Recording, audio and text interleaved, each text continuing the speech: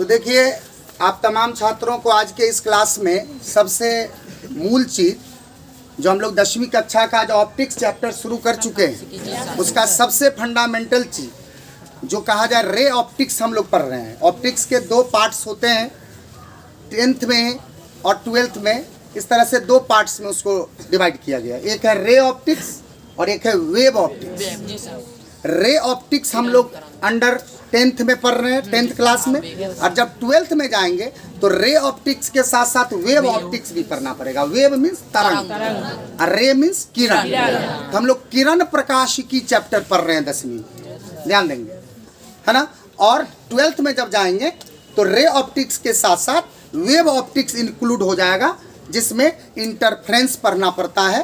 हाँ, मतलब व्यतिकरण हो गया, विवर्तन हो गया, पोलराइजेशन हो गया, जिसमें ध्रुवन आती है। 2-3 चैप्टर एक्स्ट्रा आ जाता है हमको 12th में। तो मेरे कहने का मतलब है अभी तक यानी कि 2022 में जनवरी से जो क्लास शुरू हुई है आपकी, उसमें जो साइंस का क्लास हो चुका है। तो आज का जो टॉपिक है वो खासकर है types of beam. Types of beam, जिसको हम लोग हिंदी में कहते हैं किरण पुंज के प्रकार। किरण पुंज के प्रकार, किरण पुंज के प्रकार, types of beam. Types of beam, beam means किरण पुंज। तो इसमें सबसे पहला होगा कि किरण क्या है, जो मैं आपको बता भी चुका हूं, फिर भी मैं इस बार भी बताऊंगा। और इसके बाद है किरण पुंज क्या है, सो समझाऊंगा। हाँ, किरण पुंज को हम लोग अंग्रेजी में बीम बोलते हैं। हाँ, फिर इसके बाद किरण पुंज का जो है सो टाइप्स ऑफ किरण पुंज माने टाइप्स ऑफ बीम पढ़ेंगे। क्लियर?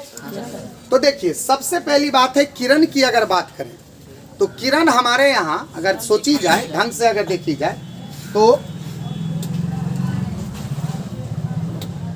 किरण किसी भी प्रकाश स्रोत से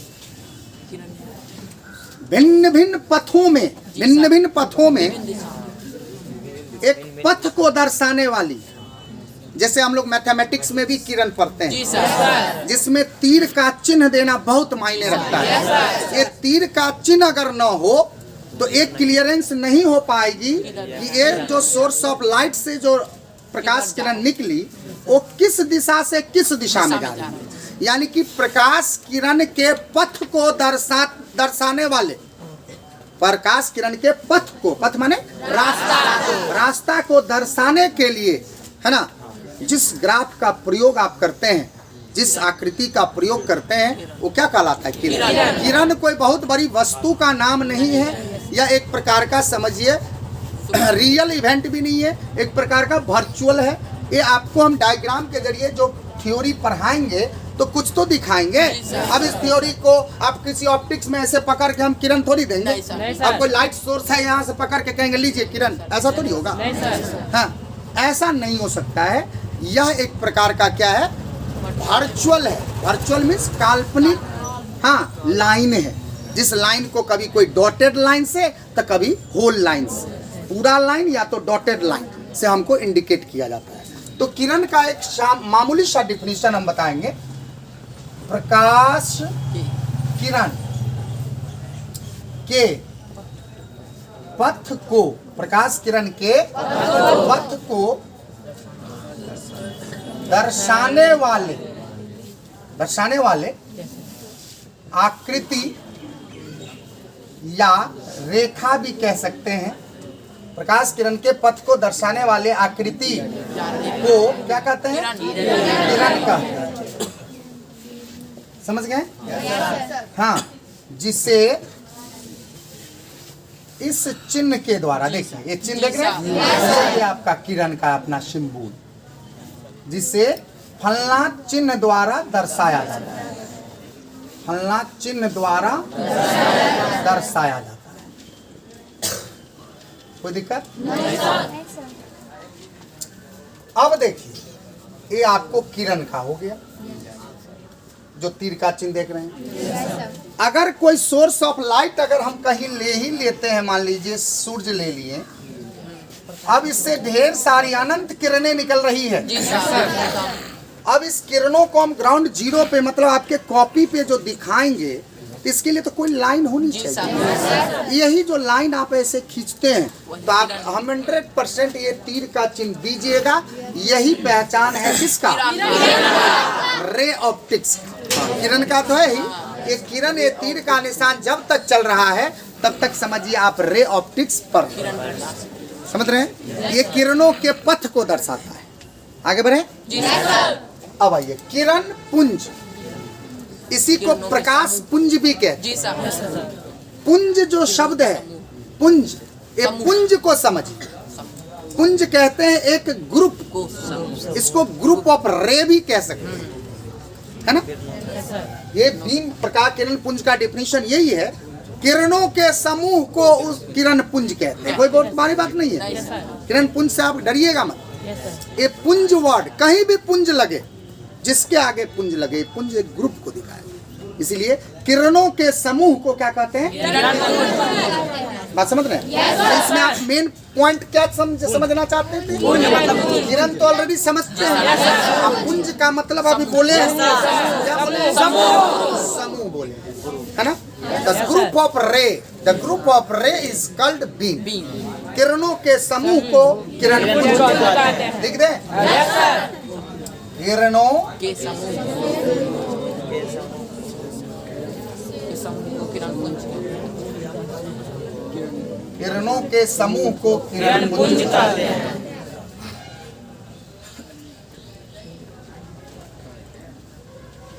है ना। जैसे कहीं भी कोई सोर्स है, मान लीजिए एक बिंदु मात्र है, इससे ढेर सारी किरणें निकलती है, इससे ढेर सारी किरणें निकलती है। हाँ, चारों दिशाओं में निकलती है। ये एक प्रकार का क्या है, सभी को एक सामूहिक रूप में हम लोग क्या बोलेंगे? किरण। किरण बोलना एक इंडिविजुअली एक पथ को दर्शाना, और किरण पुंज बोलना मतलब होल पथ को दिखाना। अब जैसे कोई लाइट है, सोर्स ऑफ लाइट, कोई मरकरी जल रही है, ट्यूब लाइट जल रही है यहाँ, उससे आपको एक ही किरण तो नहीं गुजरती। आप कभी देखे होंगे, अगर आपकी आंख अगर बिल्कुल साफ है, स्वच्छ है, माने कोई दोष नहीं है अगर आप आंख में, तो आप गौर से ऐसे करके देखिएगा, ऐसे करके, तो आपकी इस उंगली के छिद्र से होकर के एक पतली पतली शाखाएं, पतली पतली डॉटेड लाइन, कुछ न कुछ आपको अनुभव होगा। यही है क्या? किरण। और ऐसे ऐसे अनंत किरण आपको देखने को मिलेंगे। कभी अनुभव किए हों? या आंख को ऐसे ऐसे करके झलफला के देखिएगा ना, तो भी आपको दिखेगी कि वो बहुत सारी इसमें से किरणें निकल रही हैं, वैसे भी दिखाई देती है ना। इसके लिए चाहिए एकदम नैरो गेज लाइन चाहिए, एकदम बहुत ही संकीर्ण जगह चाहिए। संकीर्ण छिद्र दीजिएगा ना, तब ये रे आपको पता चलेगा कि सचमुच में रे है।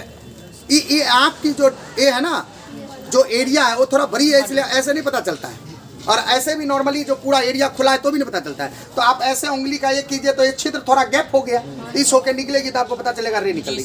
या आंख को आप खूब कम कर दीजिए तो यहाँ भी कम क्षेत्र हो गया तो भी पता चलेगी। मतलब आप ये सारा चीज आप रे ऑप्टिक्स में पढ़िए। Sorry, wave optics. जब वेव ऑप्टिक्स 12th में आएगा तो विवर्तन व्यतिकरण चैप्टर में यही सब बताया जाता है। तो यहाँ पढ़े रहिएगा तो वहाँ पे आपत्ति नहीं होगी, आपको दिक्कत नहीं होगी, समझ लेना। ठीक है। तो किरण पुंज और किरण से संतुष्ट हो गए? ओके, आगे अब हम चल रहे हैं किरण पुंज के प्रकार। तो लिखते हैं किरण पुंज 3 प्रकार के। किरण पुंज 3 प्रकार के होते हैं। देखिए, ये किरण पुंज जो 3 प्रकार का आज हम लिखा रहे हैं, ये दर्पण चैप्टर हो या लेंस चैप्टर हो, हर चैप्टर के लिए कारगर है आपको। जिसमें हम नाम यहाँ लिख रहे हैं, ध्यान देंगे।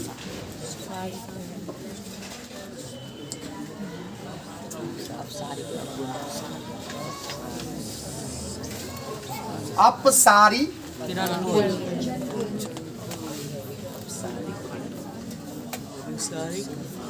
किरण पुंज, इसी का एक दूसरा नाम भी लिखना चाहेंगे, अपसृत किरण पुंज। अपसृत किरण पुंज। इंग्लिश नेम लिख रहे हैं डाइवर्जिंग रे बीम बीम दे दीजिए, ले दीजिएगा तो फिर एक को होगा डाइवर्जिंग बीम। ठीक है, यहाँ जगह के अभाव के कारण यहाँ लिख रहे हैं। दूसरा अपसारी के बाद अभिसारी लिख देते हैं, अभिसारी किरण पुंज, अभिसारी किरण पुंज। इसका दूसरा हिंदी नाम लिखना चाहेंगे संसृत किरण पुंज, संसृत किरण पुंज। ये सबको डिटेल समझाएंगे। हाँ, कन्वर्जिंग, कन्वर्जिंग बीम। ठीक है। तीसरा है समांतर, समांतर समानांतर दोनों कह सकते हैं, समांतर कहो या समानांतर कहो, दोनों चलता है। संधि विच्छेद वही होता है, समान जोर अंतर। समांतर किरण पुंज, पैरेलल बीम, पैरेलल बीम। ये 3 प्रकार के रे हैं, अपसारी किरण पुंज, अभिसारी किरण पुंज और समांतर किरण पुंज। ठीक है, और इस तीनों किरण पुंज का डिफाइन हम अगले वीडियो में करेंगे। आप लोग जरूर इंतजार करें। ठीक है, और जो सब्सक्राइब नहीं किए हैं वो सब्सक्राइब कर लें, और क्या कर लें, बटन दबा दे, कौन, घंटी दबा दे। चलिए, इतना ही के लिए हम चाहेंगे। हाँ, इसको अगली वीडियो में करेंगे। धन्यवाद।